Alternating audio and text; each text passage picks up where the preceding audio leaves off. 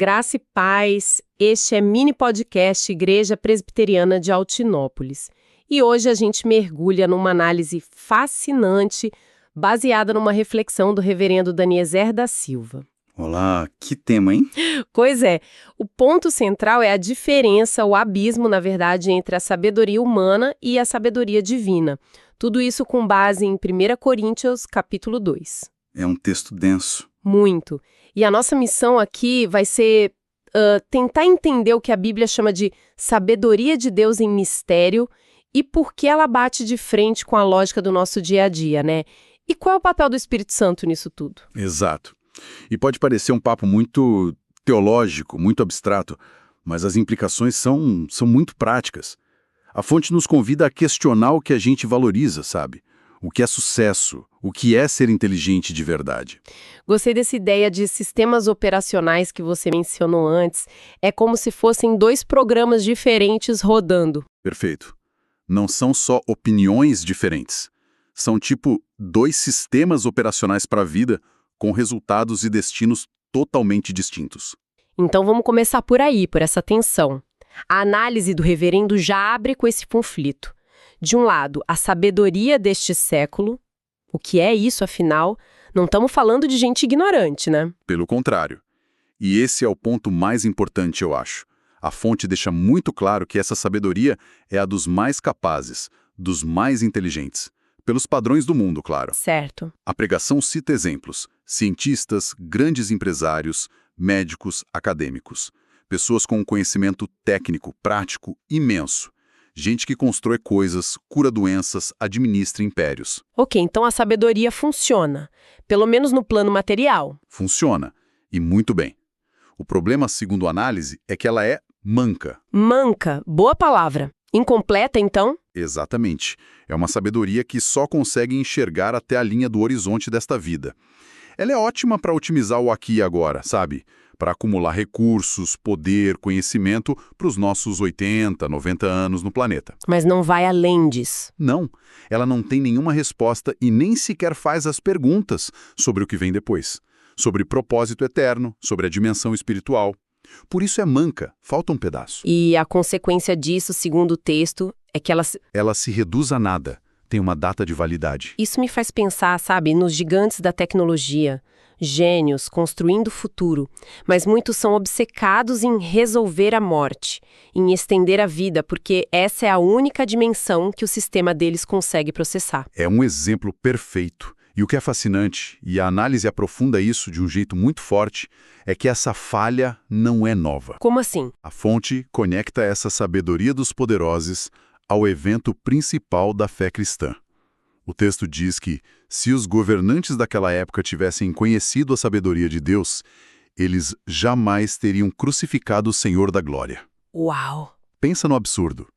A elite política, religiosa e intelectual, usando toda a sua lógica, sua jurisprudência, seu poder, olhou para Jesus e concluiu que a melhor solução era matar ele. Foi um erro de cálculo de proporções cósmicas, cometido pelos mais sábios. Exato. Ou seja, a sabedoria do mundo, no seu auge, cometeu o seu maior erro. E o paradoxo é que essa mesma lógica continua por aí. Como assim continua? A sabedoria do mundo valoriza força, controle, vitória. A ideia de um Deus que se revela na fraqueza, no sacrifício, na entrega de uma cruz, isso dá um curto-circuito no sistema, sabe? É visto como loucura. Como fracasso? Ok. Então, se a sabedoria do mundo é tão falha, o que a sabedoria de Deus oferece de tão diferente? A fonte usa uma palavra que pode assustar um pouco. Mistério. Falamos a sabedoria de Deus em mistério. O que isso quer dizer? É uma ótima pergunta, porque mistério pra gente hoje é filme de suspense, né? Algo sem solução. Mas no contexto da Bíblia, e a fonte explica isso bem, mistério não é algo impossível de entender. Não? Não. É um segredo de Deus que esteve guardado por muito tempo e que, na hora certa, ele decidiu revelar. É menos um enigma e mais um spoiler do plano divino que foi liberado para a humanidade. Um spoiler divino, adorei. E que segredo era esse? Então, a pregação do reverendo Daniezer conecta esse ponto com outra passagem, lá de Efésios, que define o coração desse mistério. a inclusão dos gentios. Ou seja, Os não-judeus. exato, todos os outros povos no plano de salvação de Deus. Para a gente hoje isso parece óbvio, mas na época foi uma bomba atômica. Por séculos, a aliança de Deus parecia ser exclusiva com Israel. E de repente essa revelação diz que as portas foram abertas para todo mundo. Imagina o impacto. É como se uma família com uma herança bilionária de repente anunciasse que todo mundo na cidade agora é herdeiro também. Muda tudo. Muda completamente a dinâmica de quem pertence e quem está fora. E isso nos leva ao propósito dessa revelação, que a fonte destaca na frase do texto, a qual Deus pré-ordenou desde a eternidade para a nossa glória. Certo, para a nossa glória. O que isso significa na prática? Fama, prestígio? Não. No pensamento bíblico, glória tem a ver com o caráter de Deus, com a beleza da santidade dele. Então, o objetivo final é a glorificação dos crentes. É o processo de sermos restaurados à imagem de Deus, de nos tornarmos parecidos com Cristo. Isso é muito mais profundo do que simplesmente ir para o céu. É uma transformação de identidade. Mas, se essa sabedoria é tão poderosa e não vem da nossa cabeça, a pergunta é, como a gente acessa isso?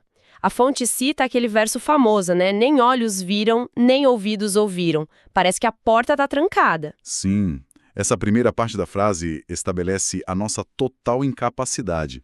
Com os nossos sentidos, com a nossa razão, a gente não consegue nem começar a imaginar a realidade de Deus. Mas aí Tem um mas. tem um mas que muda tudo. Mas Deus nolo revelou pelo Espírito. O Espírito Santo, ele é a chave que destranca essa porta, então. Mais do que a chave, ele é o tradutor, o guia, a ponte.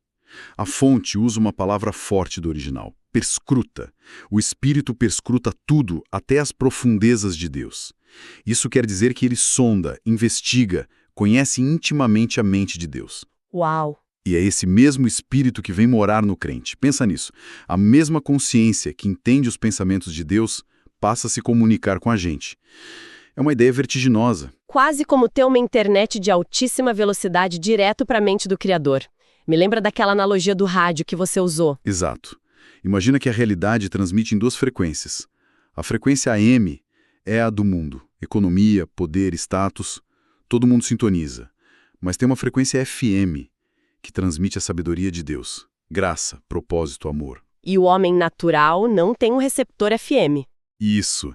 Ele só ouve o chiado, não consegue decodificar a música. O Espírito Santo, segundo essa visão, é o receptor FM que Deus instala na gente. E de repente a música começa a fazer sentido. A fonte até menciona uma experiência do próprio pregador, né? De às vezes sentir que está falando, mas as pessoas simplesmente não captam. Faz todo sentido com a analogia. Não é questão de volume, é de frequência. A pessoa não está sintonizada. E o texto dá um propósito claro para essa sintonia. Sim, diz que recebemos o Espírito que vem de Deus para que conheçamos o que por Deus nos foi dado gratuitamente. O objetivo não é nos dar superpoderes, mas nos tornar profundamente gratos. É abrir nossos olhos para o tamanho do presente que a gente recebeu. Entendi. A sabedoria divina leva à humildade e gratidão, enquanto a do mundo leva ao orgulho. Exatamente. Isso nos leva ao contraste final que a pregação constrói. O homem natural versus o homem espiritual. A fonte usa uma analogia que eu achei fantástica, a da régua de altura nos parques de diversão. Ah, sim. A do Play Center, Hopi Hari, é uma imagem muito poderosa, né? Para entrar em certos brinquedos, você precisa ter uma altura mínima. Não adianta argumentar. Se não tem altura, não entra. Certo. A pregação usa isso para ilustrar a compreensão espiritual. O homem natural, que só opera com a sabedoria do mundo, não tem altura espiritual para embarcar na mensagem do Evangelho. Para ele, como diz o texto, as coisas de Deus são loucura. E é uma loucura mesmo, pela lógica do mundo.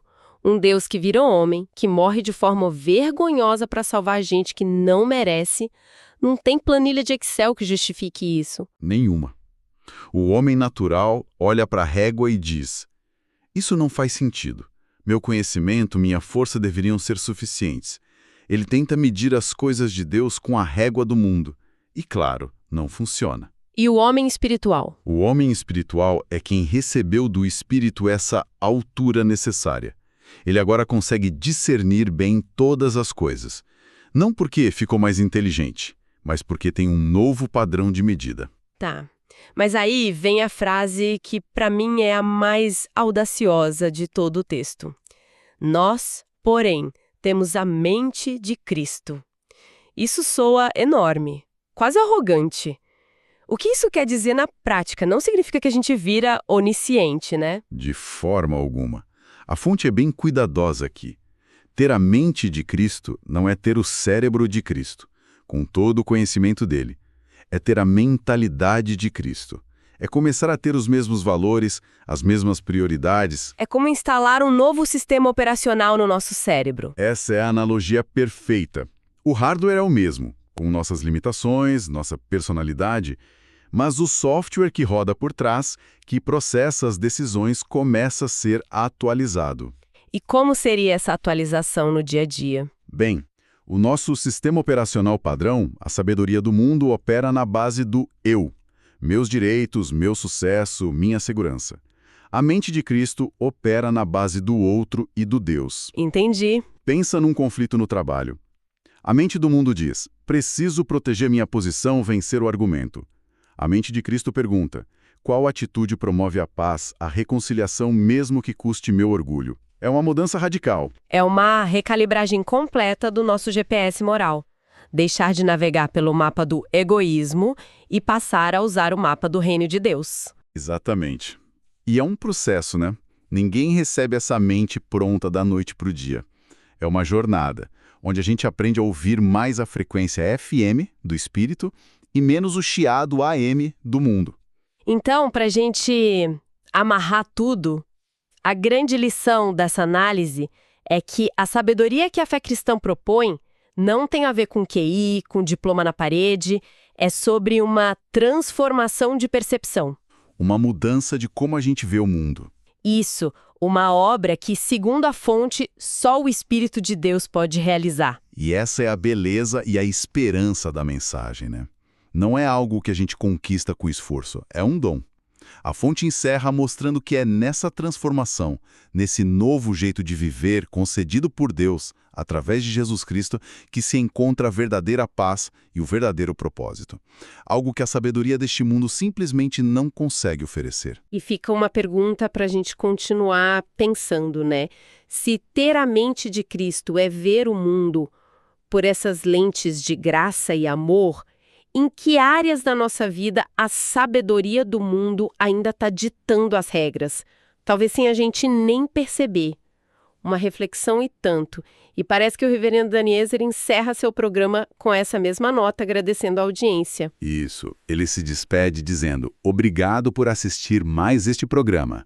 Nos vemos no próximo.